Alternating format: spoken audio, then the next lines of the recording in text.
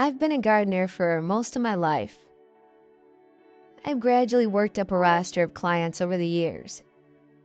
The majority are elderly residents who cannot maintain their gardens anymore due to ill health or mobility. I've had some customers for almost 20 years, and I treat them as family as they do to me. They usually recommend me to their friends or neighbors. I recently got recommended and took on a rather large, ongoing job for a luxury retirement village. It was perfect as work was running a little dry recently and I was struggling to fill each week. The village consisted of around 30 bungalows and the surrounding grounds were absolutely huge. It was pretty much in the middle of nowhere and surrounded by farmers' fields. It would take a few full days a week to maintain the grounds. The residents ranged in the amount of care they required, and the village provided assisted living. The first few weeks were pretty mundane, and I barely even saw any of the residents. I would occasionally notice them staring at me through the windows, but I never had a face-to-face interaction. I was there for most of the day, and it was bright and sunny outside at the moment, so I figured I would have met at least a few of them. The first time I actually spoke to one of the residents was a few weeks after I started. I was mowing the grass one morning when I heard a harrowing screech coming from behind me.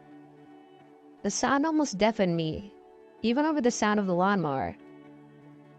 I immediately turned around to see a sweet, older lady standing on the steps of her house, waving at me. I turned the mower off and moved towards her to introduce myself. I introduced myself as the new gardener and gestured my hand out towards her. She just remained there waving, but not at me, I noticed. She was waving directly over my shoulder and not looking at me at all. Then all of a sudden, she said, "Okay, I'll go back inside now," and turned around and went back inside of her house. I turned around, but nobody was there. I've seen some strange behavior in my time, and this was definitely not the weirdest thing to happen to me.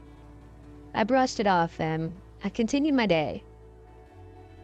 The following days went by as usual with no contact with the residents other than the occasional peeping through the curtains at me. The next time I had any contact was the first time I met Jeffrey. He was an older, blind man who was the only one of the residents who would occasionally sit outside on his porch. He would just sit there, all alone.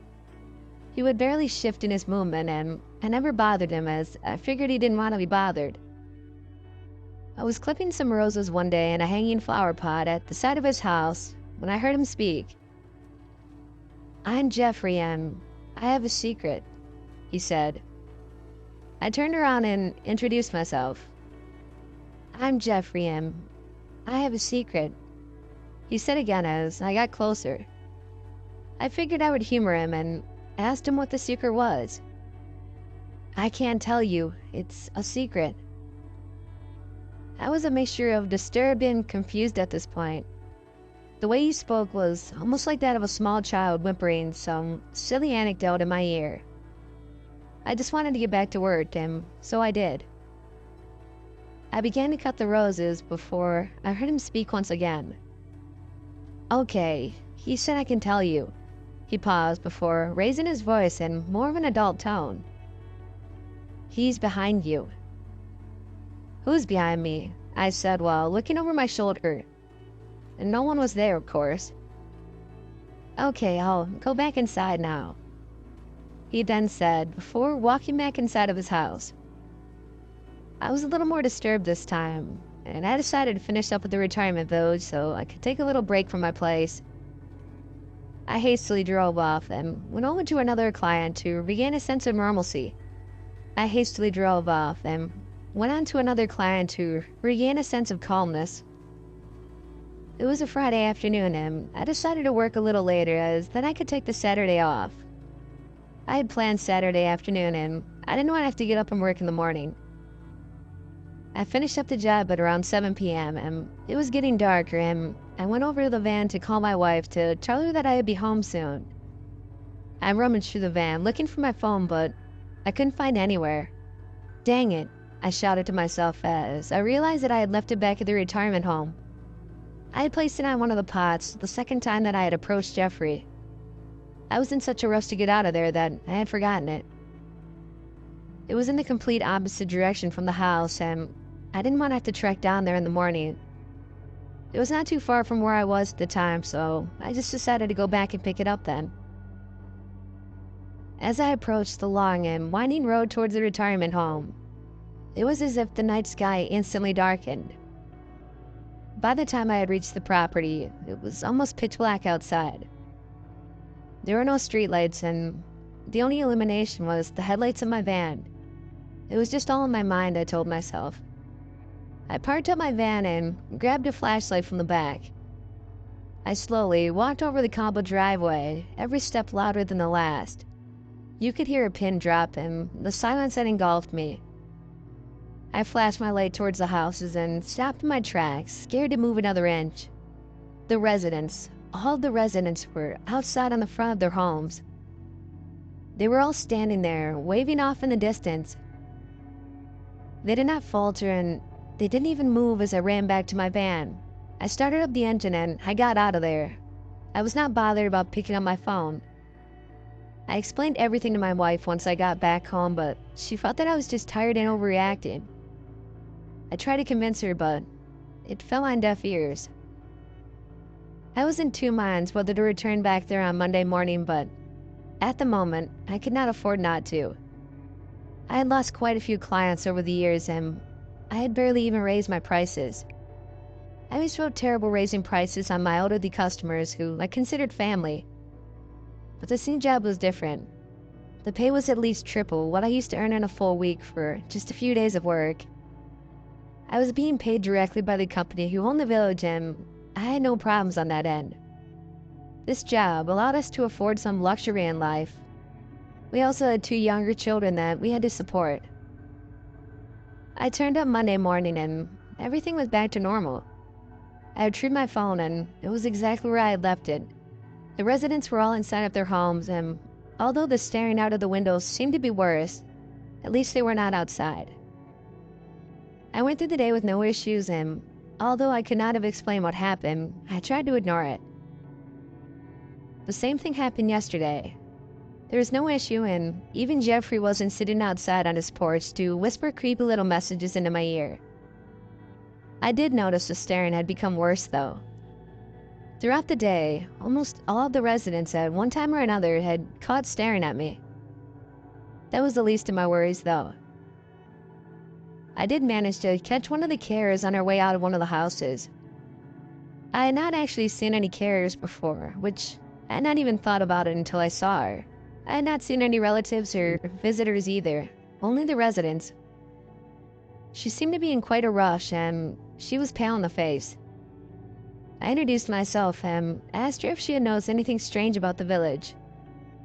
She began to look around as if she was being watched and asked me to walk over to her car.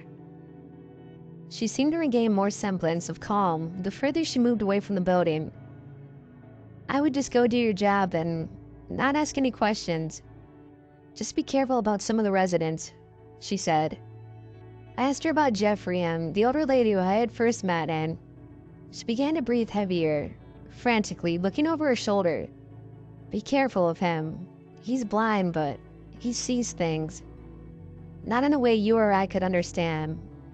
Oh God, I've said too much. This is my last day here, and I recommend it is yours as well. I asked her what she meant, but she shook her head and got in her car and drove off. I began to panic, but all I could think about was the money.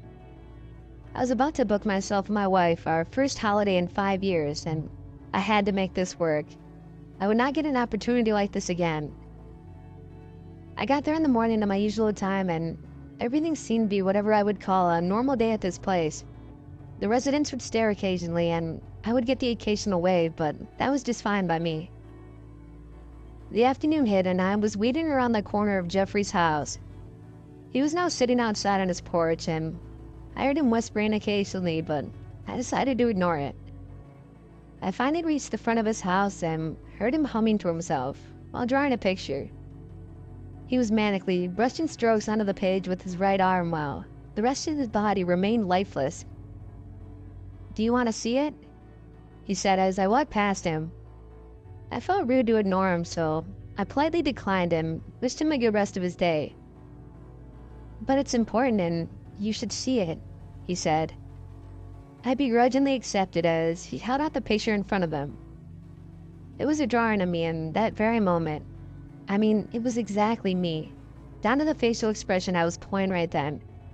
The detail was astounding. The shape of my eyes, the length and style of my hair, even the scar above my eye when I cut my head open when I was younger. The surroundings were almost immaculate. It was black and white, but the flowers, the sky, everything was perfect. It looked more like a photo than a drawing.